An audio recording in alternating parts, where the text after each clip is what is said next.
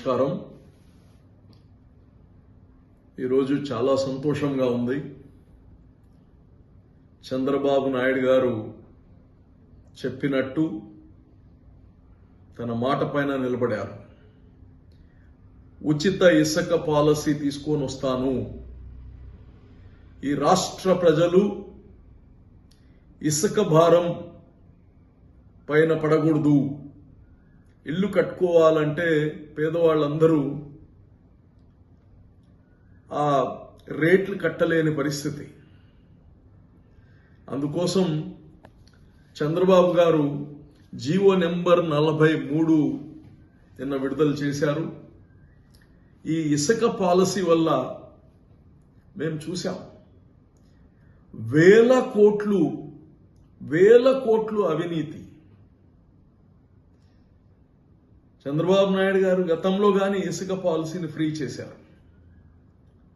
జగన్మోహన్ రెడ్డి గారు ప్రభుత్వం రాగానే అంతా కార్పొరేట్ సంస్థకి ఇచ్చేశారు. ఈరోజు మనం చూస్తే భవన కార్మికులు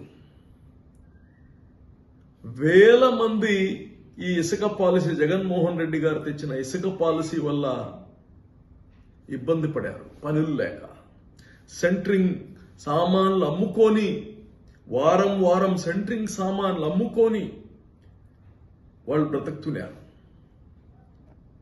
మామూలు సామాన్య పేద వాడు ఇల్లు కట్టుకోవాలంటే ఇల్లు 10 లక్షలు అయితే ఇసుక 2-3 లక్షలు అవుతుంది. ఈరోజు నిజంగా ఈ ఇసుక పాలసీని చంద్రబాబు నాయుడు గారు తీసుకొని రావడం, ఉచితంగా ప్రతి ఒక్కరికి ఇసుక ఫ్రీ ఇవ్వడం, నిజంగా ఈరోజు భవన కార్మికులు కావచ్చు, పేద మధ్యతరగతి వాళ్ళు కావచ్చు, వీళ్ళందరూ ఎంతో సంతోషపడుతున్నారు.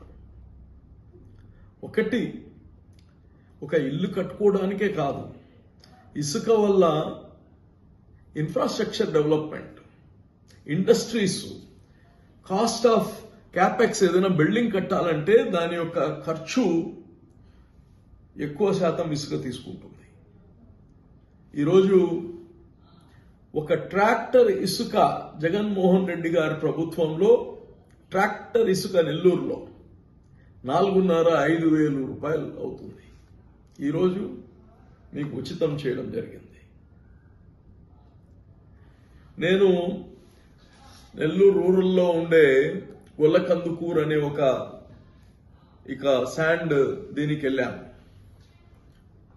అక్కడ గవర్నమెంట్ గతంలో 5 హెక్టార్లు మాత్రమే ఇచ్చున్నారు. 5 హెక్టార్లు 50,000 క్యూబిక్ మీటర్లు తీసుకోవచ్చని. అయితే ఆ రోజు జగన్మోహన్ రెడ్డి గారు ఇచ్చిన కాంట్రాక్టు 5 లక్షల క్యూబిక్ మీటర్లు తీసేశారు. అక్కడ 5 లక్షల క్యూబిక్ మీటర్, గుంటలు, ఒక మీటర్ కన్నా ఎక్కువ తవ్వకూడదు. వీళ్ళు 10 మీటర్లు తవ్వేసేవాళ్ళు. వాళ్ళు ఇష్ట ప్రకారంగా ప్రజల సొమ్ము వాళ్ళు దోచేసింది అంతా ఇంత కాదు, 50,000 కోట్ల రూపాయలు. 10 లక్షల మందికి పేదలకి ఇల్లులు కట్టియొచ్చు, 10 లక్షల మందికి.